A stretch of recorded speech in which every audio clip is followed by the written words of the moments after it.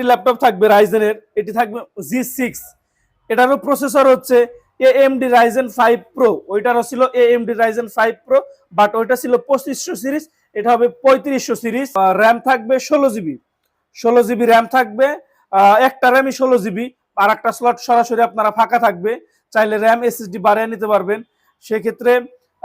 আর আপনারা 256 জিবি পাবেন SSD, আর share graphics থাকবে 2 GB, dedicated graphic share graphics থাকবে 8 জিবি, ডেডিকেটেড গ্রাফিক্স থাকবে 2 জিবি, টোটাল গ্রাফিক্স আছে 10 GB, total graphics 10 GB. Ryzen 735G6, 13.6 inch full HD display, 1920x1080 resolution.